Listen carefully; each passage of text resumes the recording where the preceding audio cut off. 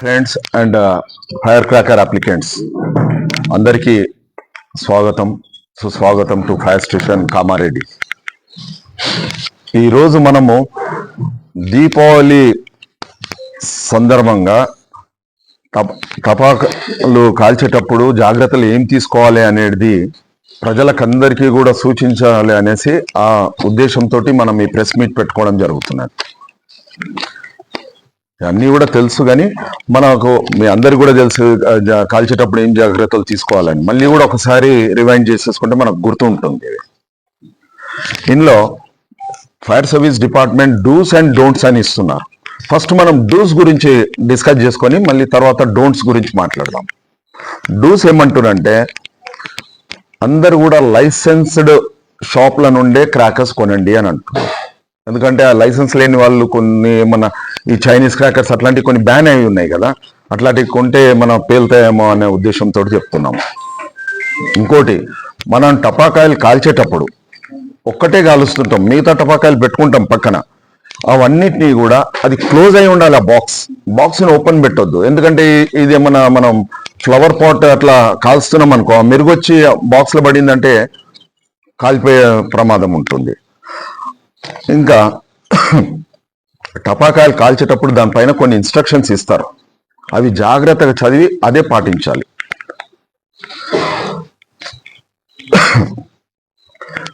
టపాకాయలు వెలిగించేటప్పుడు మనం కాస్త పెద్ద అగరబత్తి తీసుకొని, అగరబత్తి ఉంటుంది కదా టపాకాయల అగరబత్తి, పెద్దది తీసుకొనే వెలిగిస్తే మంచిది. చిన్న అగరబత్తి లేకుండా లైటర్, కొందరు ఏంటంటే చేతిలో బట్టి కాలుస్తూ ఉంటారు, అలాంటివి చేయకూడదు.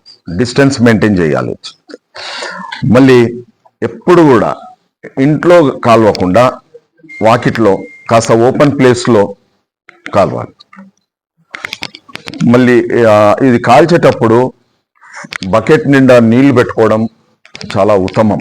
ఎందుకంటే మన అయ్యిందంటే బై ఛాన్స్ మనం ఇన్ని జాగ్రత్తలు తీసుకున్నప్పటికీ కూడా ఏమన్నా ఇట్లాంటిది యాక్సిడెంట్ అట్లాంటివి జరిగితే ఈ బకెట్ నీరుతోటి మనం మార్చుకోవడానికి ఉంటుంది. ఇప్పుడు మన లేన్లో, ఒక కాలనీ లేన్లో తీసుకుంటే సుమారుగా అక్కడ ఒక 10 ఇండ్లు, ఇక్కడ ఒక 10 ఇండ్లు ఉంటాయి. అందరం 10 బకెట్లు అంటే 20 బకెట్ల నీళ్ళు అవైలబుల్ ఉంటాయి అక్కడ. ఎవరికి ఏ ప్రమాదం మనం 20 బకెట్స్ వాటర్ వేసేస్తాం దాని మీద. అందరం ఇది ఫాలో అయ్యామనుకోండి, మనకు ఆల్మోస్ట్ ఒక చిన్న ఫైర్ ఇంజన్ని పెట్టుకున్నట్టే ఇది మనం. ఇది మళ్ళీ కాటన్ దుస్తులు కూడా, థిక్ మందమైన కాటన్ దుస్తులు అందరం కూడా ధరించడం మంచిగా ఉంటుంది కాల్చేటప్పుడు. ఈ నైలాన్, ఈ సింథటిక్, ఇవన్నీ పాలిస్టర్ అట్లాంటివి తీసుకుంటే ఏంటంటే ఫైర్ అయినప్పుడు కొద్దిగా ఏమన్నా యాక్సిడెంట్ జరిగితే మనకి ఇబ్బందికరంగా ఉంటుంది. అది ఉండదు కాబట్టి మనం కాటన్ దుస్తులని ఎక్కువ ఎంకరేజ్ చేస్తున్నాం. ఈ బకెట్ నీరుతో పాటు ఒక బ్లాంకెట్ కూడా పెట్టుకోండి.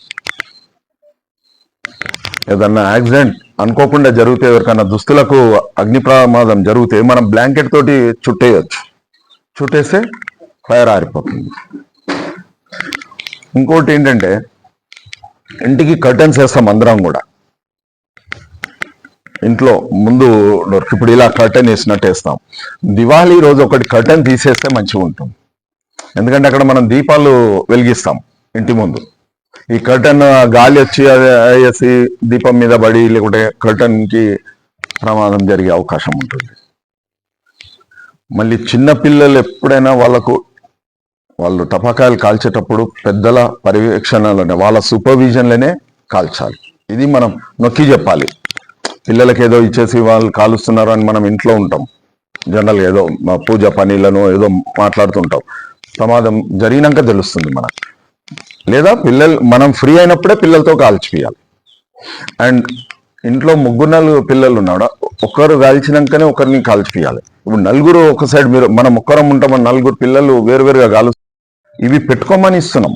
ఇవి ప్రొవైడ్ చేస్తేనే ఈ లైసెన్స్ వ్యాలిడ్. ఇవి పెట్టుకోకుంటే నీ లైసెన్స్ క్యాన్సల్ అని ఇస్తున్నాం. క్లియరా? అయితే ఫస్ట్ ఈ లైసెన్స్ ఇస్తాం, ఇచ్చినాక ఇప్పుడు ఇన్స్పెక్షన్ చేస్తుంటాం. అయితే కొందరు ముందు ఎవరు వచ్చి చూస్తలేరు. ఫస్ట్ ఎస్ఎఫ్ఓ గారు వెళ్తారు. ఎస్ఎఫ్ఓనే ఇన్స్పెక్టింగ్ అథారిటీ మా దగ్గర. ఎస్ఎఫ్ఓ గారు వెళ్ళి అతను చూస్తాడు ఏమని, ఈ స్థలంలో పెట్టొచ్చా లేదా అనేసి. అయితే సిఎస్ఐ గ్రౌండ్ ముందు కాలేజ్ గ్రౌండ్ ఉండే లాస్ట్ ఇయర్, ఇప్పుడు ఎందుకో కొన్ని రీజన్స్ వల్ల, అది కావాలని కాదు, రీజన్స్ వల్లనే ఇక్కడ పెట్టారు. మళ్ళీ కూడా